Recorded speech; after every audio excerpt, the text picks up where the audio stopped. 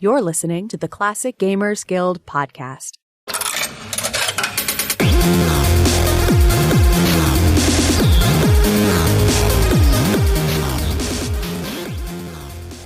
Hello and welcome to the Classic Gamers Guild podcast. I'm here with one and possibly two co-hosts today. Hey guys, how's it going?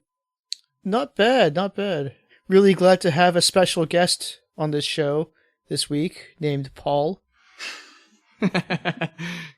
Everybody gets to listen to me try and snake my way back into the show a second time. How did you get the password again? It's always Ken sent me. So I thought today we would have a chat about a game that we have played the most times, a game that perhaps we got obsessed with and played a lot when we were younger. Maybe it's a game we're still playing now, but I'm sure that we all have one of those games. Mm-hmm. I know I do. Yeah, and just to set some ground rules, no games that are designed to be played in perpetuity, like no MMO games or anything like that. No sports games or games that you're supposed to just keep playing. Usually something with a beginning and an end. Obviously, every game has a beginning, but there's an end game to it, and whichever game that you've just finished the most number of times. Exactly. That sounds reasonable. I think we've already lost Paul again. Well, I have several questions. The first of which is, what? And no, I'm good. I'm well prepared. I've got like a 5-way tie, so mine's gonna be a long, boring story that you're all gonna sit there and listen to. Welcome back, Paul. Just like old times. Well, just for that, Paul, you might as well go first. What's your story, Paul? Yes, I need a nap. Let's see. You really called my bluff on that whole having a lot to say thing back there. I was just peacocking for the ladies.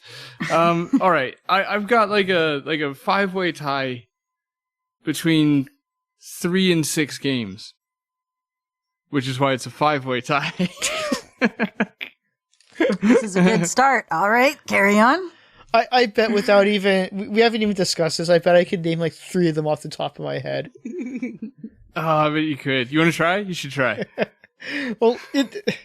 Okay, well, I mean, as much as I try really hard to get you to stop talking about these games, it's probably Space Quest 6, Gold Rush, and... what's the other one that you always talk about? Space Quest 3. Well, that's a good one, at least. Yeah, it is a very good one. Jungles and shit. Mm-hmm. You're right though. I was partially. It's played the most times would probably be Space Quest 3 and Gold Rush, but then also Willy Beamish, Police Quest, and Day of the Tentacle. Oh, okay, nice. And that's, I guess, all for different reasons, which I don't know how to make sound entertaining. It's just a bunch of me saying stuff. Does anybody want to hear that? I guess that's what a podcast is. That's what we're all here for. It's like I'm sick of my own story I didn't even start saying yet. All right. For different reasons, Space Quest 3, because I'd like to, and a couple of years ago, Space Quest 3 is the shortest tradition or whatever of them all, because it was a couple of years ago I was really sick on my birthday, and I played them, and my son was like wee little, just like the poop and sleep phase, which is delightful in hindsight, and just remember, even though I was really sick, it's like a cool memory because I don't remember it as sick. I just remember this really nice white Christmas situation playing Space Quest, so it became like a tradition to do Space Quest 3 around the holidays. It's a young tradition. If I mess up in the next year, it'll have never been a tradition. It's only... I've done it twice, all right? But I've played the game more times than that, obviously. I don't know how many, 8 times or something. And so I think I'll spread my stories out here a bit because, This is a lot of me for the first 5 minutes of the show. Let's move it on. You know?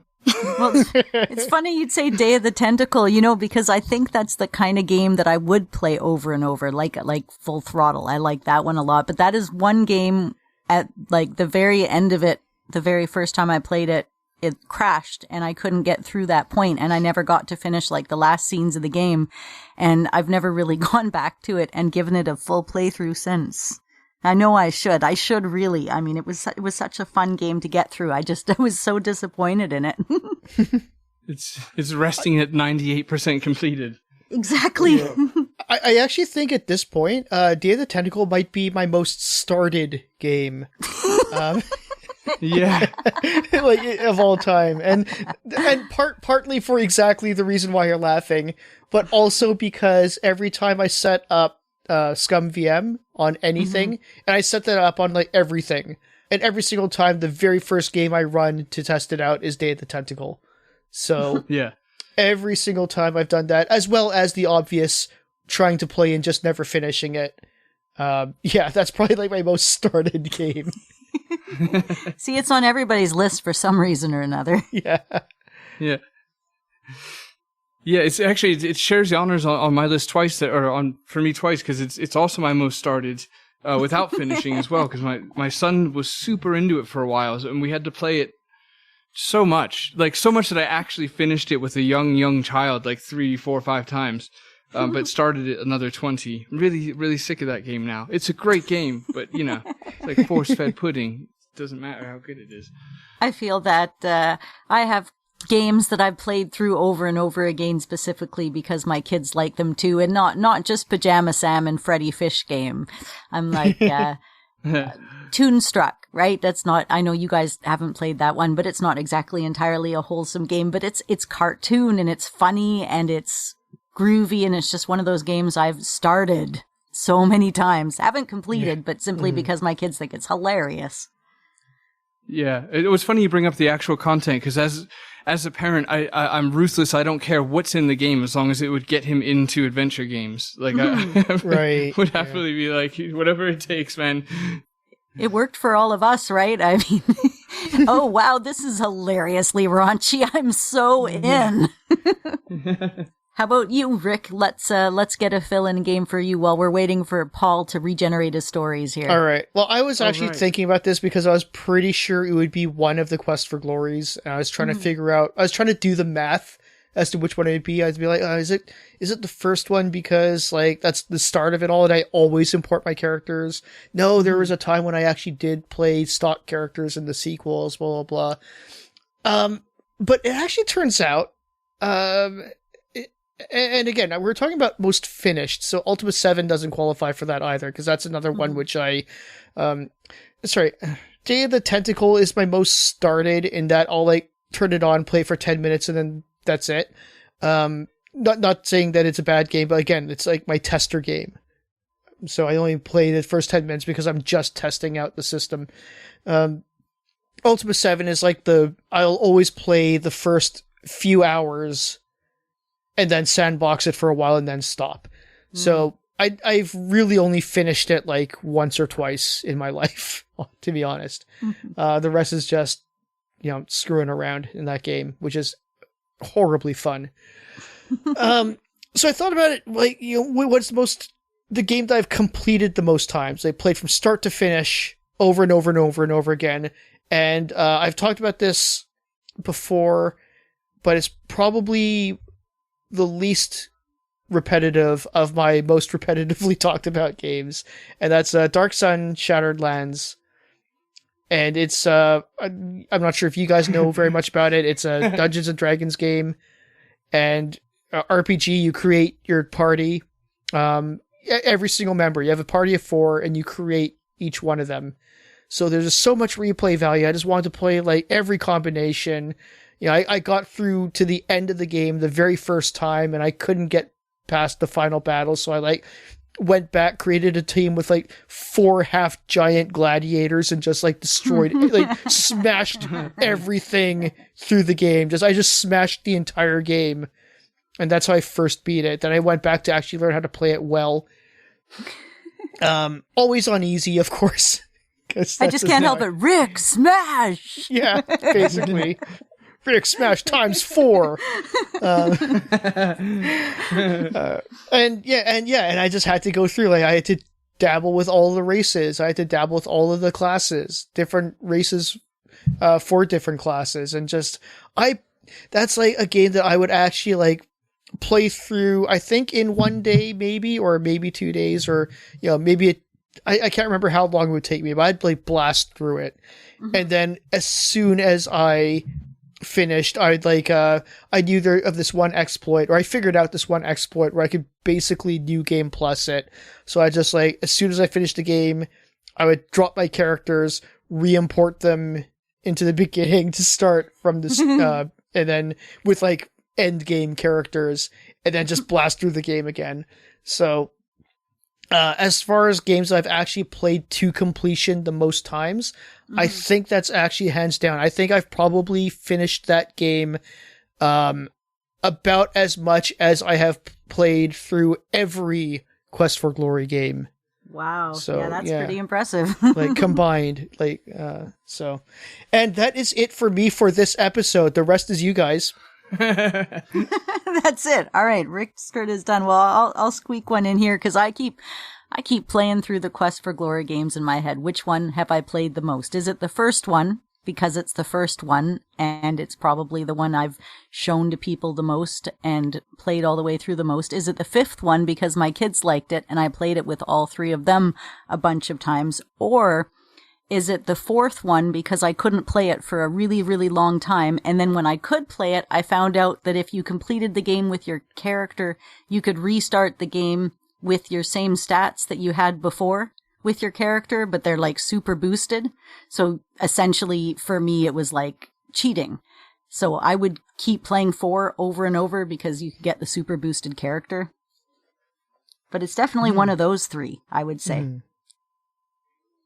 Would you, I guess the question to both of you, would you say that, what would you say is more important, like the story in a game as for why you go back to it, or perhaps like a mechanic, like the RPG elements of Quest for Glory, for example?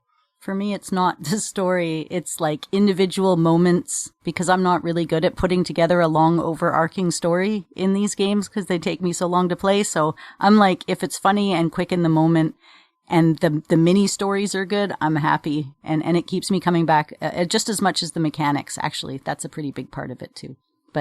And I'm quite loyal to a series if I like it. That'll bring me back, too. Right. Fair enough, yeah. What about you, Rick? I did say that I was done for the rest of this episode. Yeah, I had a feeling I was going to get some friction from you.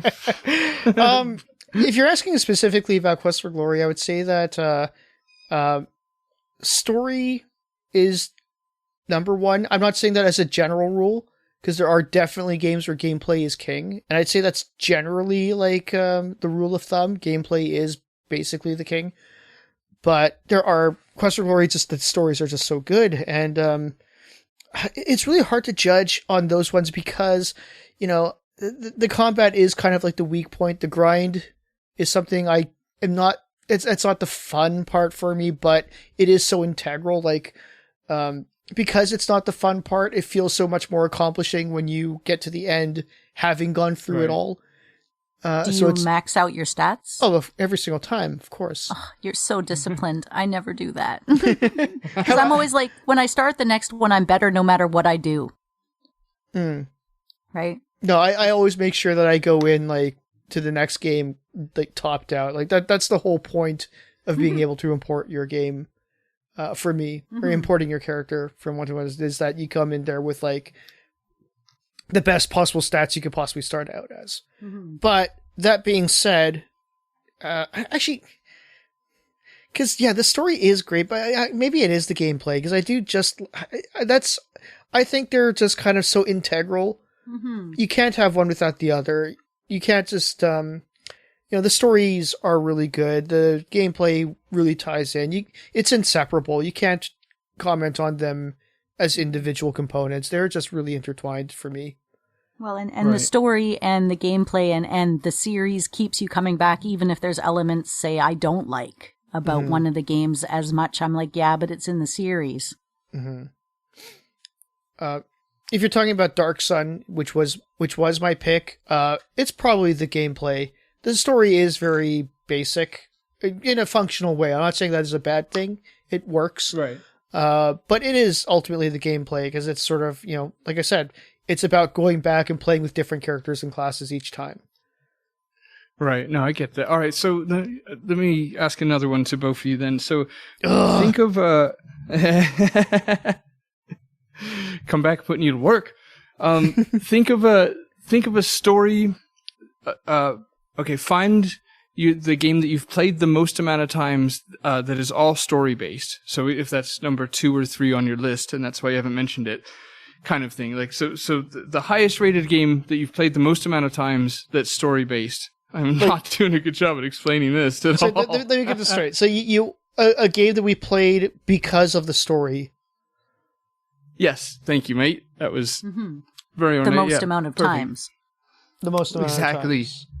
There we go. See, I had the ingredients. You guys baked it up into a sentence people will understand. That was real nice. And then, sorry, it's a 2-part. The other part of it is kind of why. Like, in other words, what I'm really getting at is what's behind the story of the game that you go back to for its story. That's a really good question.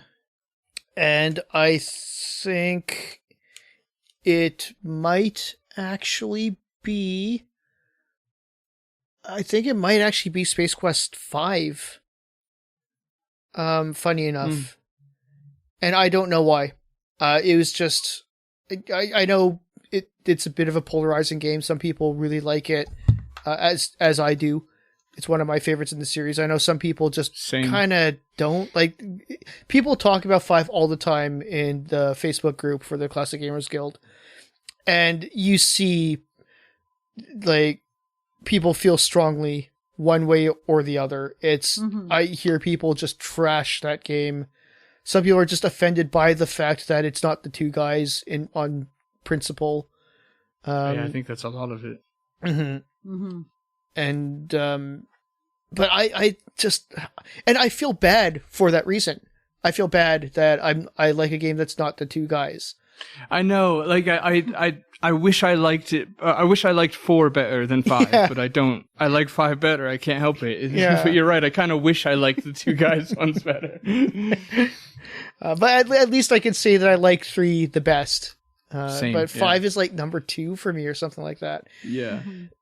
But I think this is around the time when I think Star Trek movies came on TV a lot at this time. So I was sort of watching a lot of those ones. So I kind of was really, I've never been a Trekkie particularly.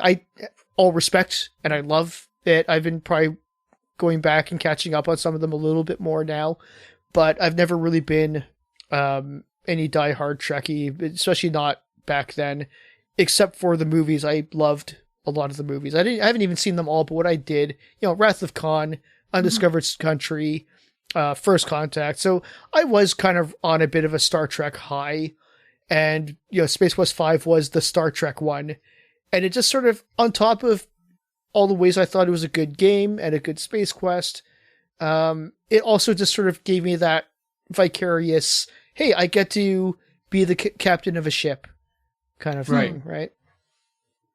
Yeah. And it had that early SCI, AGI vibe where you felt like you could go anywhere at any time for any reason. Like, I could just travel to this planet right now and it'll let me. Those kind of things are nice.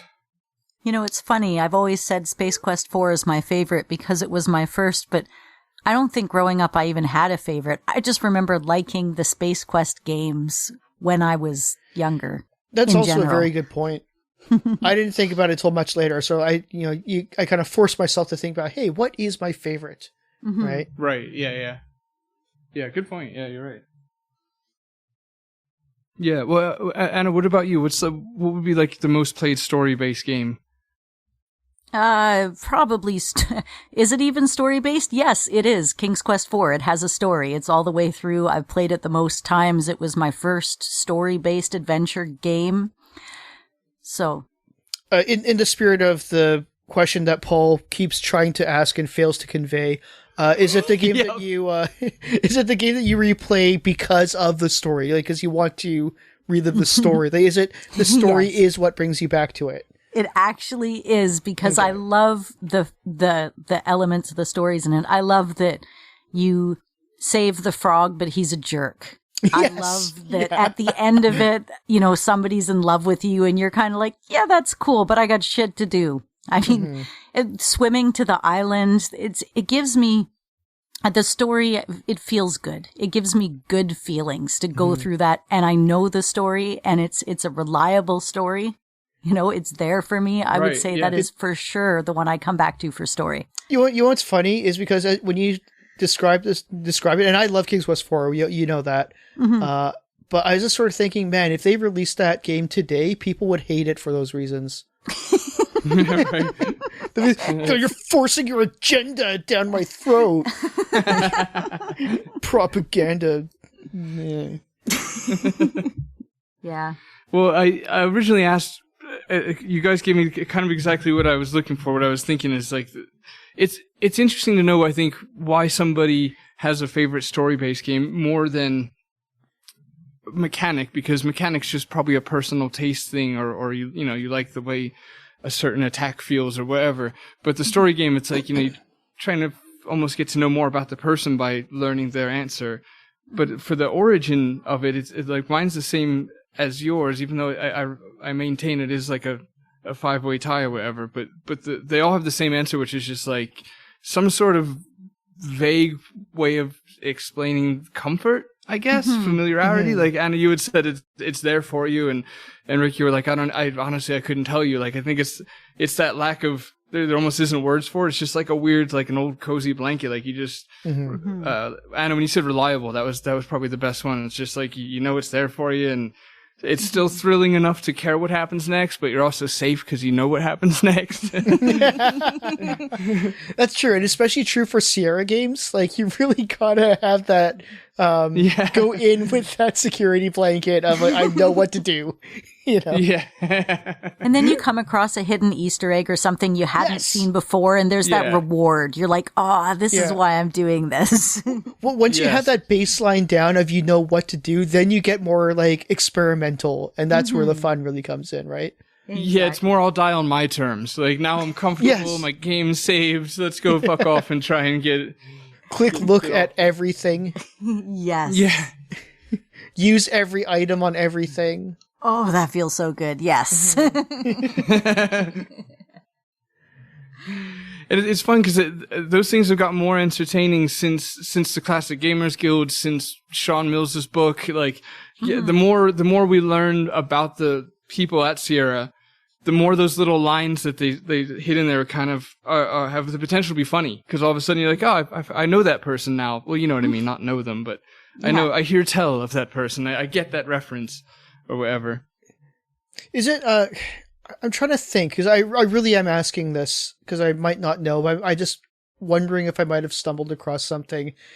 Was there a difference between, when you dabble with stuff in a Sierra game, did they have a lot more variety in the flavor text? Because I wonder if Sierra was more entertaining in your failure than LucasArts was in ensuring your success. I feel that there was more to look at, whether it was typing or point and click, because LucasArts generalized shelves. Right. I felt in Sierra games, especially in, say, Quest for Glory, you could look at very specific individual items in each shelf. In fact, I'd be quite disappointed if I couldn't. Right. Oh, good way to put it. Yeah. I wonder, because I don't have much to base this on. No. I haven't really done a deep, what's that term? Like a fine-tooth comb run of a LucasArts game.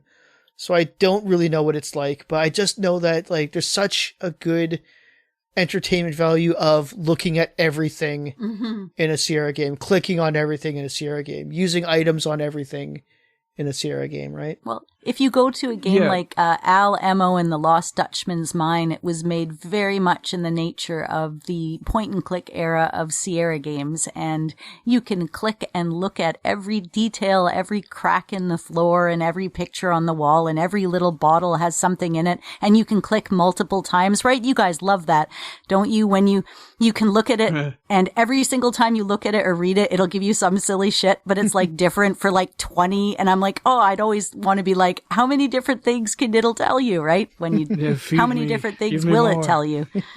Yeah. Until Neverhood screws you up on that one. That's so neat to play that. Yeah, but it's a really good point, because sometimes it's hard to come to the defense of Sierra, which, not that they need defending or anything, but there's I don't know, there's like a lot of LucasArts centric stuff on YouTube, and there's tongue in cheek little, like, at least you don't die like in a Sierra game, kind of like that Thimbleweed line, like they're very on the nose with it. It's like, all right, I get it. Like, can we just like them both? Don't pick on little Sierra. But I think with Sierra, it's harder to explain the nuances of why their games were fun, because basically what I'm saying is LucasArts games were like perfect on paper, and usually in execution too, to be totally frank. But it's almost vanilla how safe it is, I guess is what I'm saying. And so with Sierra, it's like, it's these little things that become hard to explain to people, like the explanations, or and as you put more eloquently, the shelves, whether they describe one or the other. But to Rick, to your point too, I've played all the LucasArts games in the last like 2.5 years. I played their catalog, I'd say, adventure wise, except for Grim Fandango. And I do think you're right. Like, I don't think there's as many. And the other thing too is Sierra had a tendency to use narrators, and there's a lot more room for that kind of flavor text with them. Yeah, because it also occurred to me, and I've mentioned this kind of before, and it kind of popped up more recently in my head as well, where it's sort of like, we've mentioned and even did an episode on St. Christopher's School Lockdown, and we talked about that we referenced that quite a bit. But a lot of what made that game fun was just the flavor text. Like the game was cool, and the art was great, and there's a lot of mini games that were fun, but just looking at everything in that game was just that just made everything that prevented the game from dragging when you get stuck, and I think that's a really important aspect, right? It's like you might not know what to do, but you're having a good time being stuck, right? So, I kind of really felt that there was a lot of that in Sierra games, but I'm trying to remember, again, I'm not an authority on LucasArts. I've said before, and I'll say again, there's no Sierra fan that's not also a LucasArts fan, and that includes me. But I'm trying to think about, like, hey, have I ever, like, just gone through and just sat there, like, clicking on everything, just seeing what they're going to say, because it's so entertaining? In Sam and Max, I did that, the very first one. I thought they were so sassy and funny and rude, I wanted to click on everything to hear what they had to say about it. Right, yeah. Yeah. Yeah, and it was funny what you just said. Like, every Sierra fan is a LucasArts fan. I think that's 100% true. I don't think vice versa is true. No, vice versa is it's not absolutely the case. not the case. Yeah, right. Yeah, Nope. and that's the wall. It might take a whole episode one day. We're gonna have to break that wall down. I'm determined to show LucasArts fans that they'll have a great time playing Sierra games, even though the scary things they've read about dying and having to save a game, whatever. It's so hard for them to go back in time now. Like, well, that's kind of the problem. You can't get them to, in their 30s and 40s, go back and understand what made Sierra great now. No, you can't. But I think if they, I'll put it this way without naming names, of course. I recently saw a YouTuber who does exclusive adventure game stuff. Great channel. I really like his content. But he had just kind of said in his own comment section one day, he's like, he was replying to me, and he's like, I've actually, truth be told, I've never actually played a Sierra game. And I was like, bloody hell, like, that made me to kind of open my eyes. I'm like, he's probably not alone, especially like on the European English side of things. There's a lot of like Brits doing Monkey Island videos on YouTube, a lot, like too much. But it made me think, like, if just a quarter of guys like him actually haven't ever played them. That would be my audience. Like, if you haven't given it a shot because of whatever aversion, we'll talk you through it, but not now. Maybe one day, probably not. Just email us. We'll email you back. It'll be like the old days, except you won't have to write a letter in the mail. Yeah. And when get a 100 number set up, guys. That's our other thing. Yeah. I guess if there was one thing I wanted to say to a LucasArts fan who's not a Sierra fan, in fact, I actually did say this to one where I had to explain to them, like, okay, all those things that you complain about Sierra games is what makes them fun to us. Yeah, so exactly. I can't guarantee they're going to like them if they try. I'm just going to say that everything that you said that, like, oh, I don't like that in games, like, that's what we love in the Sierra games. So yeah, is that why we're a little bit like, we're not like elitist or anything, are we? We're like, oh, but you poor guys don't have to die in the game. Is that like the battle between us and them? It's part of it. Yeah, it's an aspect. I think we're on our back heels on the defense. I don't think. Because I've never known us. I think we're just taking punches right now. We're copping mouse from these guys right now. Because it's really easy. Rick one day told me brilliantly, because I was being a dick about how much I like Macs better than Windows. He's like, but you got to admit this, that LucasArts, is to Mac as Sierra is to PC. And I'm sharing that on the podcast because it's got to make sense to at least one other person. As much sense as it made to me in that moment. I'm like, damn it, I hate how right he is. There's just, I can't really explain it. Just, if it hits you the way it did me, maybe let us know. But there's something about it. So anyway, there isn't like an inherited, like, you can't die in our game. It's the perfect design for adventure games. Ryan Gilbert, did you know? Sorry, I always groan when I hear that, where it's like, oh, you can't die in our games. Like, that's not a good thing. Like, seriously. Yeah, exactly. I don't like that about the games. The kids that grew up playing your games, they walk off the edge of a cliff because they don't think it fucking matters. Yeah. You play Sierra, you're like, I'm going to think twice before I walk off the end of this cliff. Yeah. Well, Sierra gamers don't bowl with bumpers out, Well, I'm pretty sure you guys know this. I'm pretty sure this is how you do it.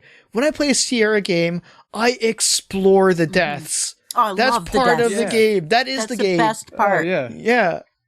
It's a ritual for me to, like, getting to the end. The best part is knowing that I'm done and I can go back at all my saves and just die. And be careless. It's way better than the ending of the game itself. I can't remember if I said this on the show, but I'm pretty sure I've said it to Paul, or if not both of you, at one point in the distant past. But I have said that I'm pretty sure that, like, people who are murderers, after they die, they become reincarnated as Sierra characters in my game. Because they get the worst form of existence. Exactly. Like, this is their karma. It's like, if they are reincarnated as a Sierra character under my watch, like, they are getting their universal justice. And you'd think this would be a cool thing, because I'd be like, hey, friends, come over and let's try to find all the different ways we can kill this character. And they're like, what the hell is wrong with you? Like, seriously, there's going to be a Black Mirror episode about how I play Sierra games. Oh, that would be such a good episode. You could do a sequence where the guy has like a premonition nightmare and he wakes up from it and he's like, oh, honey, I had that dream again where I couldn't walk upstairs. It's just so... Anything for a live action reenactment of someone tripping over a cat and falling downstairs. Yes. in a very almost cartoony literal head over foot way. Yeah. You want to find out how many ways the cat can kill you, and you want to figure out if you can kill the damn cat. Yeah. Or at least kick it, which we all do. It breaks your resolve. At first, you're just like, I'm not going to do it. I'm better than that. And then 20, 30 minutes in the game, you're like, oh, I'm kicking this cat if it'll let me. Yep. I don't think there's a single person that has ever played that game that hasn't typed that phrase out. It was the first thing I did. I think it's like the first, or pick up cat was like the first thing I did, and then kick the cat was like the second thing I did. Yeah, because fuck petting him. Yeah, I'd like to see the stats on who type kick before pet. Exactly. Like how versa. many minutes elapsed in the game? Because it's all about timers, right? How many minutes elapsed in the game before they typed it? Yeah. That's a stressful game, yeah. Jesus. Yeah, it's really yeah. The timer kind of ruined that game for me, honestly. It had the potential. What freaking kid likes a timer? Hey, go clean your room. I'm going to Sorry. set the timer for 10 minutes. Just to make sure, because we're obviously all on the same page. Did we actually name that game yet? No, for the audience? We have not named that game yet for the audience. They know. You know what? While we're still close to the everything we like about everything you don't like about Sierra games, or here you shouldn't like about them, is what we like about them. The other thing that always gets me too is like adventure games are the only category of game that it became weird to die in. Like dying is an essential part of every other video game genre. Good point. Period. Jesus. Like Mario, Call of Duty, you name it, it's based on dying in some way, whether you're killing or getting killed. Is such a good point. That's brilliant. But with Paul. adventure games, it's like, oh, you can die in Sierra games. Oh, I know, like, what's the... Like, there's a save function, right? Like, it takes maybe 3.2 seconds to achieve a save state, and then you just move on with your life. Like, believe it or not, you can do it with, like, a button. You can hit F5. You don't even have to do Control S, Exactly, you're dropping the pro tips. But yeah, that's always been really strange to me. Like, it's super taboo, or I don't know. It's like, I can't believe you can hilarious. die in Sierra games. So Anna, what is your second most replayed game ever? Oh yeah. Oh yeah. Jeez.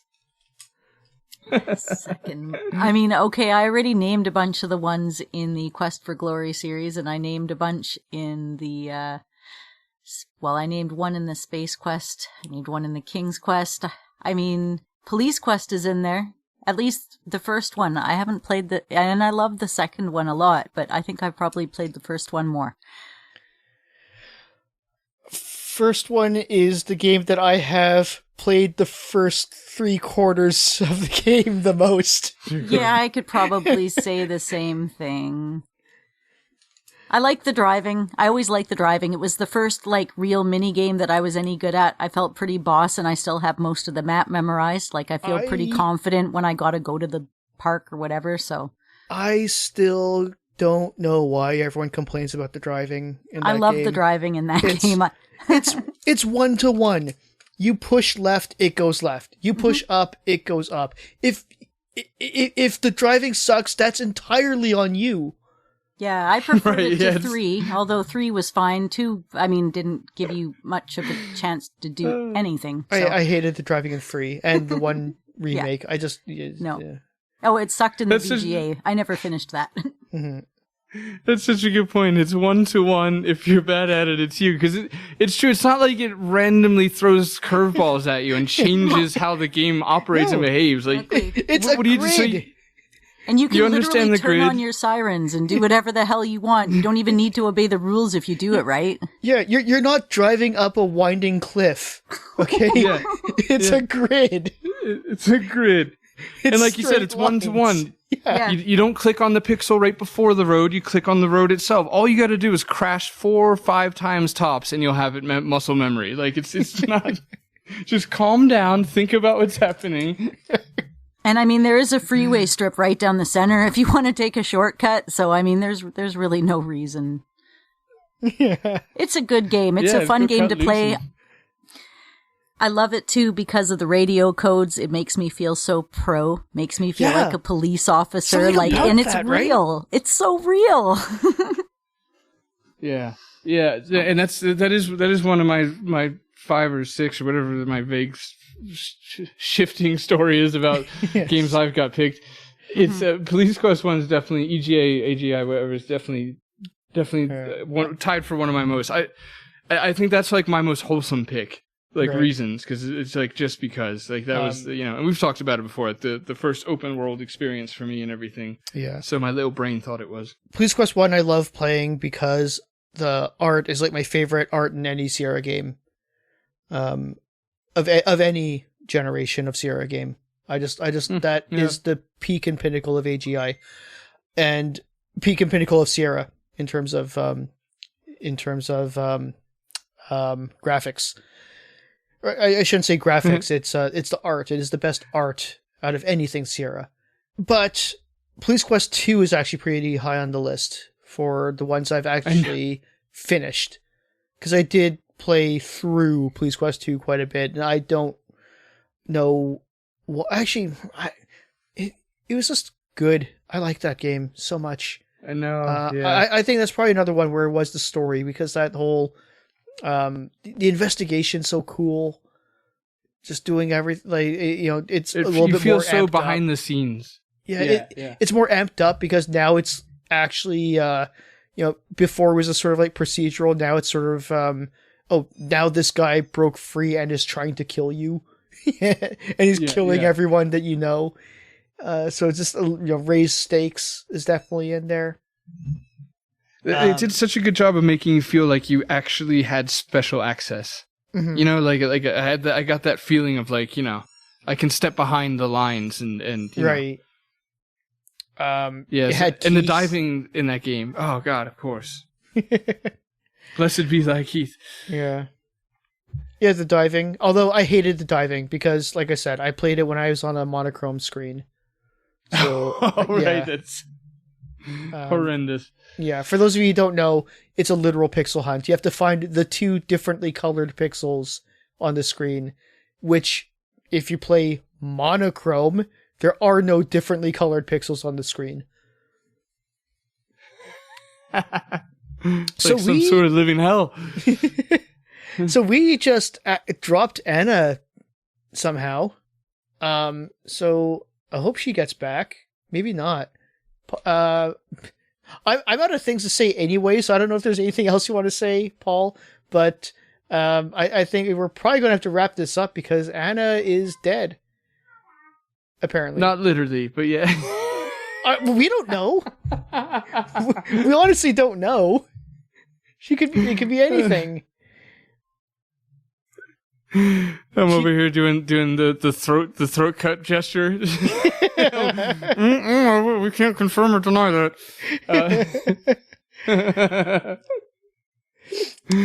So Paul, you get the final thoughts in the closing.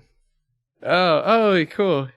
Yay. Final thoughts are, play games a lot or play them a little. It's completely up to you. That's a horrible final thought. It's disingenuous is what that was.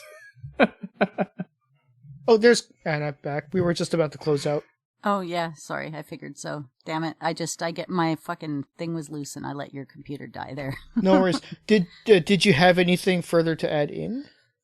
No, I mean, I was pretty stoked on the police quest. I think we covered it pretty thoroughly. I mean, honestly, as a closer, I play all of the Sierra games over and over more than I play any other games, at least currently. I used to play Mario a lot too, like all the Mario games over and over again because they're fun, but yeah.